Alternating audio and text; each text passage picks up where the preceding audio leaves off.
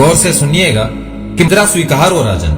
आज से मेरा मस्तक केवल आपके सम्मान में मुजरे के लिए झुकेगा, जो आपके और मेरे जीवन की अंतिम यात्रा तक कायम रहेगा।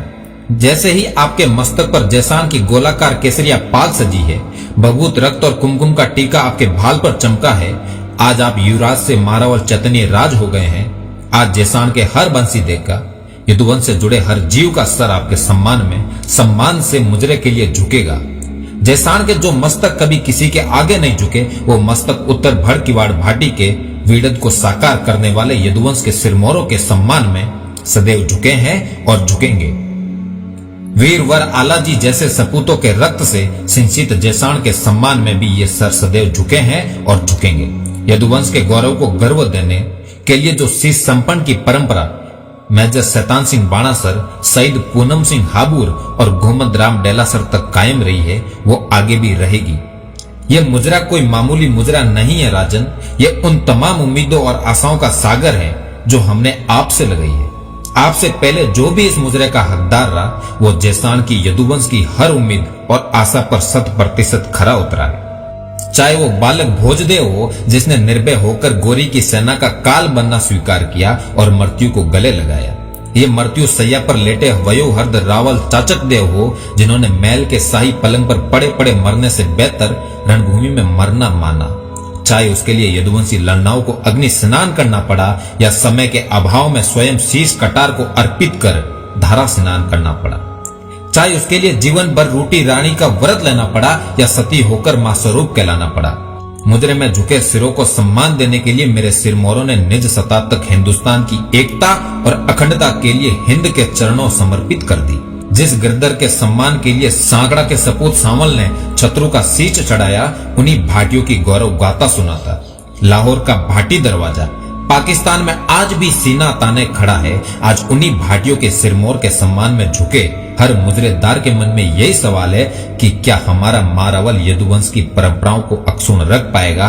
क्या हमारा मारावल हमारा होगा?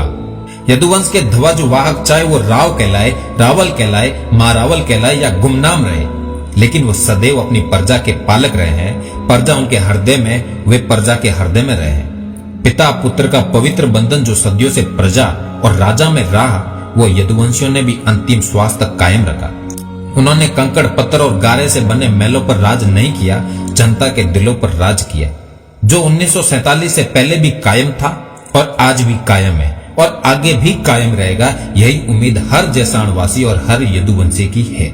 उसी का परिणाम मारावल साहब के अंतिम दर्शन को उमड़ी भीड़, जो स्नेह और सम्मान जैसान की जनता को आपने मारावल साहब से मिला था, वही स्नेह और सम्मान लौटाने जैसान का हर शख्स मारावल साहब की अंतिम यात्रा में उमड़ पड़ा। न धन से मोह, न भवन से प्यार और न ही सिंहासन का मद, केवल जन से मोह। उसी मोह को जनता ने अपने राजा की अंतिम यात्रा में सूत समेत लौटाया। आज उसी परंपरा को आगे बढ़ाने का भार आपके कंधों पर डालने जैसान आपके द्वार खड़ा है। हर यदुवंशी उसी स्नेह और सम्मान के मोह पास में बांधने के लिए आपकी ओर टकटकी लगाए नजरें झुकाए आपको देख रहा है। होंगे कई राजाओं और नवाबों के सोने के महल, लेकिन मेरा राजा पत्थर के महल में रहकर सोने जैसा था और उसका धन जन था। होली का गुलाल बन वो हमसे लिपट जाता था, दिवाली का दीपक बन वो जैसान को रोशन करता था। वो दूध में शक्कर की तरह घुल हम में मिल जाता था, ना कोई भेद ना कोई दूरी। वो हमारा हम उसके, वो कृष्ण और हम राधा थे।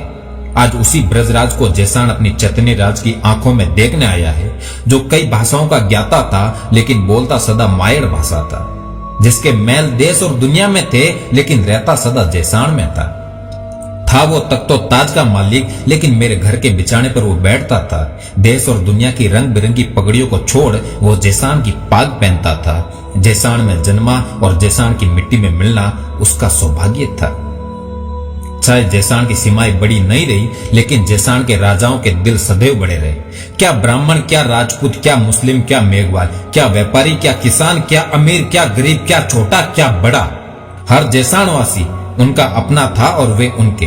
तभी तो जैसान की महिलाएं बड़ा बाग में अपने मारावल के अंतिम दर्शन में जोरवा गा रही थी और जैसान की सड़कें हाथी घोड़ा पाल की जय कन्हैया लाल की गूंज से गूंज रही थी।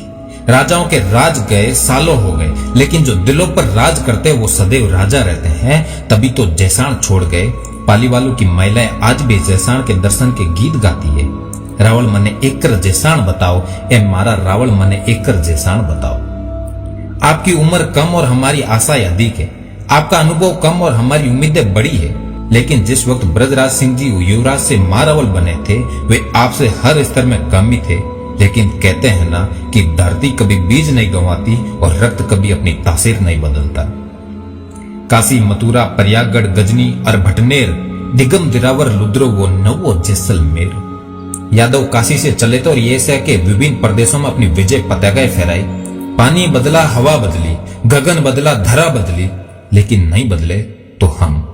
दुनिया के विशाल साम्राज्य खड़े किए, लेकिन जब बात स्वाभिमान पर आई तो उन्हीं भव्य महलों और राजविलासों को अग्नि के हवाले कर माताएं उसमें समा गई। जैसे उसी अग्नि में समाने के लिए वो जन्मी थी और उनके पुत्र मौत से आलिंगन करने रण क्षेत्र में रणखेत हुए। न धन का लोभ, न माया का मोह, जब तक जिए यदुकुल का मान बढ़ाया और मरकर भी अमर कर दिया यदुवंश को। और ये कर्म ईरान और खुरासन के बादशाह से शुरू हुआ, जो मोहम्मद गजनवी, तैमूर लंग, गोरी, खिलजी, फिरोज शाह, अमीर अली और रोड़ी के साके तक अनवरत जारी रहा। और आज उसी ज्वाला का मेरे भाई राजेंद्र सिंह मोहनगढ़ जैसे अपने रक्त से जला रहे हैं। जेसाण निश्चित है कि श्री कृष्ण के वंशज महारावल ब्रजराज सिंह के युवराज चतनी राज जेसाण को नई ऊंचाइयां देंगे। महारावलसा के सच्चे और समर्पित सलाहकारों और मार्गदर्शकों जैसे अच्छे लोग मिले हैं, जिसमें आप जेसाण और यदुकुल का मान बढ़ाए और ईश्वर करे कि आपके नेतृत्व में जेसाण के ध्वज को नई ऊंचाइयां मिले।